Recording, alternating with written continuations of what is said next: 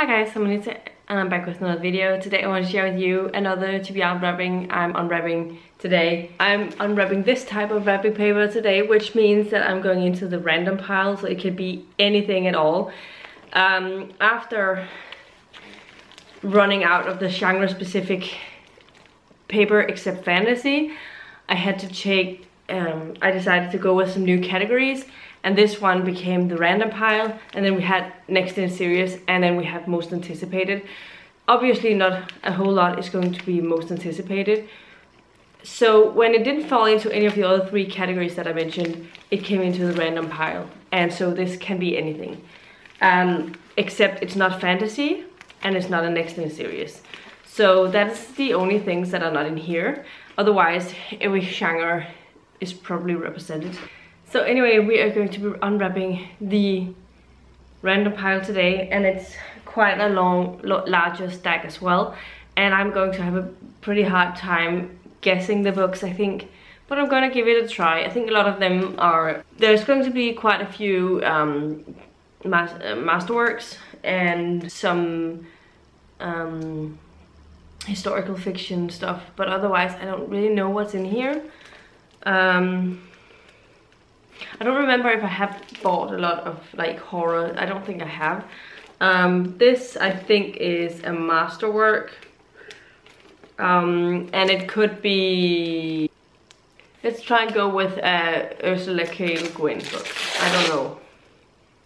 No, this is not actually a masterwork. It is a non-fiction book.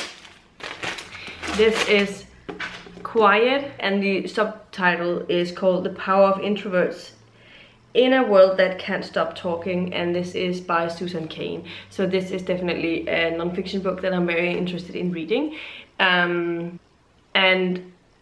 fits very well with my own me. Next up, I don't know. I have no idea. Let's see what it is. Oh, I think I know it now. It is a contemporary. It is Pushing the Limits by Katy Mcgarry. I'm supposed to read this series before I get into another Katy Mcgarry book that I have. So I'm interested in reading this because I have been into romance lately. So it could be that I'm going to end up really enjoying this. It's supposed to be a little bit angsty, I think. This is a masterwork, and I think this is, the word for world is forest. I don't remember if I've unwrapped it, but that's my guess. It's definitely a masterwork. Yes, A Word for World is Forest by Ursula K. Le Guin. This is very slim. It's only 128 pages, so it could be a pretty quick read. But I also know that books like this were written a little bit differently, so I don't think it's so quick of a read if you think about it like that. This one is a mass market. I don't know what it could be actually. Maybe it is Amber Room by Steve Berry. Yeah, it is the Amber Room. That's only because I saw the orange, so I gave it a guess. And this is definitely a book that I'm looking forward to because I have really enjoyed Steve Berry's books, especially the standalone of his, but I also think the Cut 'em Alone series is very good. Next up,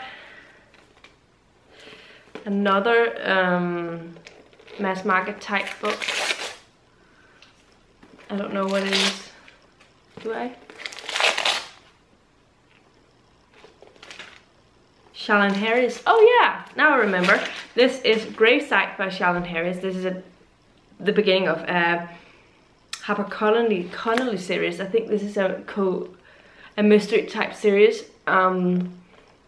But about, she can see dead people, so she's like a Grim Reaper kind of person. So it is an urban fantasy, or at least not a speculative twist to it. But I don't think it's quite as like Southern Vampire or Six Stackhouse is. This is this might be the other Steve Berry book I have. I don't know if I don't think I've unwrapped that yet, but I think it's called Venetian Betrayal. Yeah, it was. because it had the thickness of that type of book. This is the third book in the Cotton Malone series, and I'm looking forward to reading this. It's about a pandemic, so I think I'm gonna wait a little bit before I read that, but Amber Room is definitely possible. Also because it's not actually very long. The Amber Room is only just under 400 pages, and I think the other one is closer to 500. Next up we have a slim, rather heavy book. I don't know what this one is. Maybe this is, I got an ARC once. I don't remember what it's called. I think that is the one. Yes, Resurgence by A.J. Flower. So this was one I was given to read for a review, and I never read it, so whoops. This is a hard copy. I think this is I'd rather be reading or something like that. I think there's something like, it's called something like that. It's a non-fiction book about reading.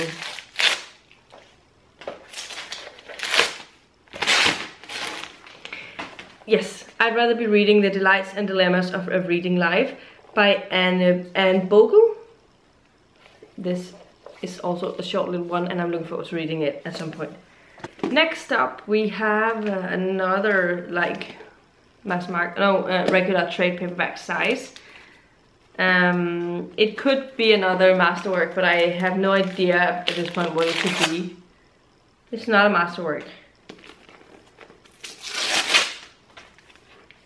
Oh yeah, okay, so this is I'll Be There For You, another non-fiction, the one about friends by Kelsey Miller.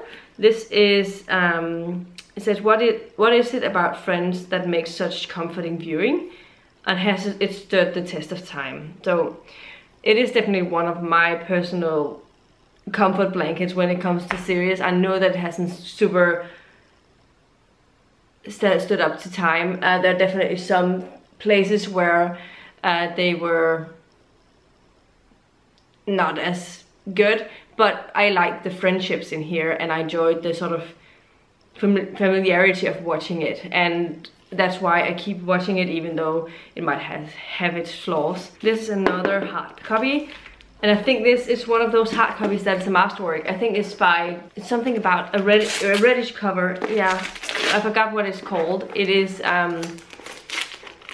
the guy who read one of those popular ones. I forgot what his name. Yeah, Ian M. Banks. Is called Fearsome Engine, and this is from originally published in 1994. I know he wrote this series about this game, sort of science fiction type game that a lot of people are really excited about, but this is not obviously that one. This is also one I'm looking forward to reading. Another, it looks like a masterwork from the back here, and it's a thicker one. It could be that one with she is called James Tiptree Jr. No, Live During Wartime by Lucius Shepard. This was published in 1987. Another, I think this is one of those we had to read from that book club. What's it called? Lady Wolf. But I've forgotten what it's called now. It's by someone also with an M. Marge Piercy, yes. Woman of the Edge, on the Edge of Time. I started this one and read the first 19 pages, didn't know what was going on, so it was definitely a challenge. But I'm willing to give it another go because I think it might have some really good messages in here.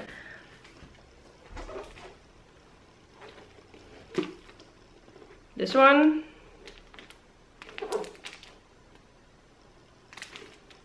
Can't see what this one is. It could be anything. Sometimes I can see through the paper and get an idea. Oh yeah. Okay. This is, I think I was given this in a, I think this was a book I received from one of my subscribers. Cover Books, she sent me a book once, and then this was one of them. She had added this to it.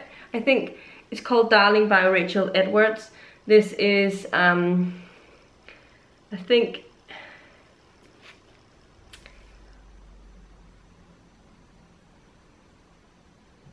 maybe it might be just a regular romance novel. We'll see. This was a heavy book. I don't know what it is. Maybe it is, let's go with Marie Brennan's book. No, this is a non-fiction book about reading. It is How to Read a Book, the classic guide to intelligent reading by Mortimer J. Adler and Charles Van Doren. So this is all of these different sections about reading, and reading critically, reading for pleasure, and reading for school, analytically or academically, and stuff like that. So different processes and ways of processing reading. So it's going to be interesting if I can use any of the tips in here. Okay.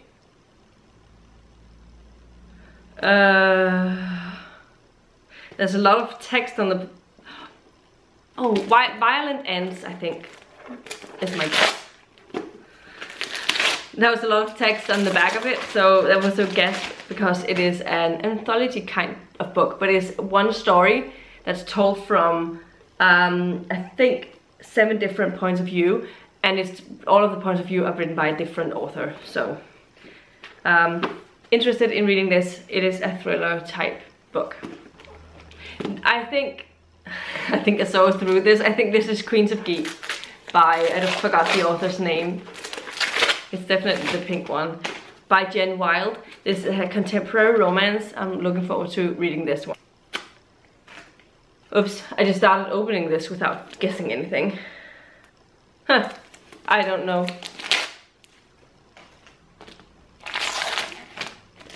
Okay, Little Do We Know by Tamara Island Stone. This is one I got because I was reading through Lala from Books and Lala, Kayla from Books and Lala's favorite books, and looking forward to reading it at one point.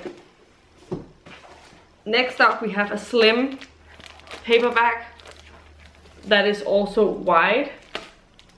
I've forgotten what I have in this size, so no idea where it is actually. Oh yeah, okay, now I know. I think this is Horror by the lovely Kenny Bøgh Andersen. This is called Amongst the Shadows of the Woods, I think. Blandt Skovens Skygger by Kenny Bøgh Andersen. This is, I think 6 horror novels by Kenny Bøgh Andersen. So yeah, but it's only like 135 pages, and so it should be easy to read it. And I have books 2 and 3 in this collection. This one I think is Otto Niffenegger, and this with the birds. Raven. I think that's the title. I'm not sure where my cat is actually. He's awfully quiet. Maybe he's sleeping. But I'm still sure this is Raven. Because, oh, it's called Raven Girl, sorry, by Otto Niffenegger. But this is also one of those that I could probably read pretty quickly. It's a pretty book, and also one I was gifted. It definitely should be easy read. So I'm looking forward to seeing what it's about. Now my cat is here. This is a heavy book.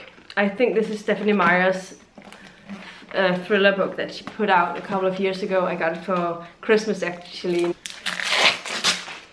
And I was right, it's called The Chemist. That's right, yeah. I was right about the book. It's very heavy, and it is The Chemist in Danish. And I read the first 56 pages. We'll probably try and give it a go. This is also a heavy book, but I'm not sure which book it is. This is that kid's book. It's called The Borrowers, an omnibus of 6 novellas, or books, for the classic stories of the tiny people who live secretly in the nooks and crannies of old houses. This was recommended to me from Lara, I think. Another hard copy, and I'm not sure what I have. This is Some Kind of Wonderful by Joanna Fletcher. This is the only Joanna Fletcher book I haven't read, except the one she collaborated with Tom Fletcher, her husband. But I'm looking forward to reading it. I have enjoyed her other contemporary romances, so it's just a matter of me just getting this picked up and started, and we'll definitely probably end up enjoying it quite a bit. Another larger book. This is a large paperback, and I don't know if I have any anthologies that this could be, or what it is. I think it is a science fiction book, and it's called Paris Adrift by E.J. Swift. I haven't heard anything about it, but it was one of my anticipated books of, I think, 2018. And I got it off for sale. This is another,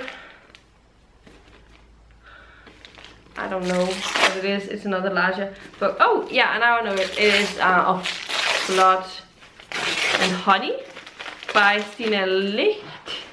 This was one that Shannon from Sam from Sam's Nonsense read this and enjoyed it a lot, and I got interested in reading it. Another mass market. Oh yeah, this is Sean Mcgarry. Discount Armageddon by Sean Mcgarry. This is the first in the Encrypted series. Another mass market. I think this is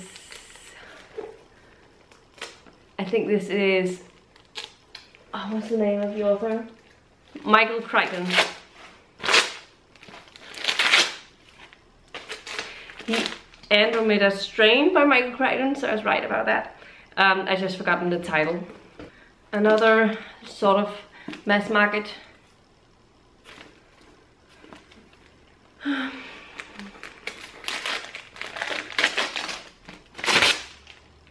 Oh, this is going to be cool. This is Heir to the Empire by Timothy Zahn. This is the first in the next era of Star Wars that was originally created after the movies, so not the Disney-fied version of it. And this is supposedly going to be a really great series overall. I think a lot of people who enjoy the Star Wars universe really has enjoyed this series. I know my dad has read it, and I know my brother has read it, and they've both really enjoyed the series. So I'm looking forward to it, and yay! Another book that is on the mass market size. You can sort of see the back here, but I don't know what it is. I don't remember. Maybe it's Connie Willis. Yeah, it is the Doomsday Book by Connie Willis, the first book in the Oxford Time Travel series. Is that what it's called? I got this off, also pretty cheap. And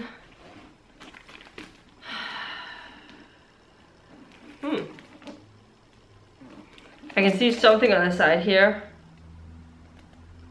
I'm gonna guess Maria Brennan for this one, but I'm not certain. I don't remember the title of it, but it's like a historical fiction one. I think that is the one. I also got this as a gift from Copper Books.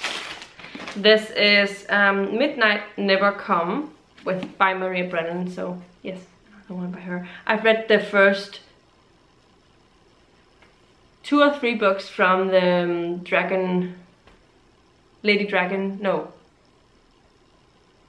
Memoirs of Lady Trent series, that's what it's called. This is a masterwork. Maybe it's an Ursula K. Le Guin. I don't remember what I have in this size any longer. It wasn't Ursula K. Le Guin. This is The Left Hand of Darkness, also by Le Guin. So I really should get going on the masterworks. I've really not been reading very many of them, and I'm really looking forward to reading more of them. I just know that I'm going to have to take my time with reading them and not rush myself through them. That's not possible. Well, what do we have here? A general paperback. Oh, I think this is the dinosaur one. Extinction Trials by S.M. Wilson. This is like Hunger Games but with dinosaurs thrown in. Another rather thick one. I think this is James Tiptree Jr. because it has the size of that sort of book. And it's an anthology, or not anthology, but short story collection. And it was the one that I was thinking of. Her Smoke Rose Up Forever by James Tiptree Jr. Also another one that we got for the Lady Vault group. I see, like, I don't know if this is the cover or what it is, but it looks like there's like a sun-ish image on the cover, or splash. Oh yeah, okay. This is A Quiet Kind of Thunder by Sara Bernard, and I started this one. I read the first 70 something pages, and this followed a mute and a selective mute, mute that is also deaf, and a selective mute, and they were sign language and stuff, becoming friends, and it was an interesting contemporary at least. And now we're getting into the last and final one for this unwrapping, and that is this one, which I forgot what I have. Oh yeah, I know it now. It is 100 something hours. 172 hours on the moon. There's a reason we never went back to the moon. It was supposed to be an adventure of a lifetime. Mia, Antoine, and Mcgarry had different reasons to enter NASA's competition for a seat on the first shuttle to go to the moon in over 40 years. But while they all wanted to escape Earth, they never realized there might not be a chance to come home. So apparently it's all about setting in the future, and we have these youth don't really believe in science and in space and in becoming astronauts any longer. So NASA tries to make a project about taking in interns or something like that, and they have to compete and for a chance to go to the moon. And then they all of those who comes to the moon, and when they get there, all hell breaks loose. And so it's sort of a horror, but also a YA, and I've heard a lot of great things about it. It's supposed to be a very fast-paced book as well. So I'm really looking forward to reading it. Oh, it looks like it has like fun images and stuff over the book. I didn't realize that. So yeah. Anyway, looking forward to reading this. So again, I can't hold up all of the books because it's such a large stack, but this was the stack from this time around with all of the randoms, and it was definitely a mix of all types of genres: science fiction, horror, thrillers, suspense, contemporaries, and classic stuff, non-fiction. So it had a little bit of everything, which is also why it's called Random. So I hope you enjoyed this unwrapping. I talked about recently that I wanted to do a video where I was talking about maybe there's going to be coming some changes for the channel, but I never got around to film anything because it's been so difficult filming anything, and I haven't been reading very much, and I'm not really in the mood to talk about the books that I already read because a lot of the books were just not very good. I ended up reading a bunch of 2 stars by the end of last month, and so I don't really, and I've forgotten a lot about what happened in those books, so I didn't really want to talk too much about them. So instead I'm going to talk about a little bit about that today, and I'm going to be looking for some input or some feedback from you guys, because I have decided to start out by doing some planning stuff. I want to start planning on a weekly basis, everyday stuff. From the beginning of next year, I bought a new planner, and I bought a bunch of stickers. I got really into watching other planners, and want to sort of try to incorporate that into my making YouTube videos out of it, because it will be forcing me to actually make myself do it. I think it's going to be a challenge for me to keep up with it, and so with having to film videos about it, maybe it's going to be helping me motivate myself to do it. So that's why I wanted to sort of start filming videos for it, but I'm unsure about whether I should share it on this channel or I should do a separate channel with the planning stuff in it. So that's why I want your input. Do you mind me doing both on this channel, or would you prefer I stick to books on this channel and then make another channel for the other part? I am leaning more and more towards just doing it on this channel, and then I can easily change my name to fit both things. But I wonder what your thoughts are about that. For me personally, I don't mind if people mix up their channels with different media, because I just select what I want to watch from the different YouTubers I watch, or booktubers I watch. If they have a sort of section of videos that I don't particularly have any interest in, I just don't watch it. I just skip it. But on the other hand, I don't mind that they have that, because they get out to a broader audience or something like that. Or maybe it's both things that they really enjoy, so I don't mind it. But I would like to hear your feedback about it, whether you want me to stick solely on bookish stuff here, or if you don't mind me doing planning stuff here as well.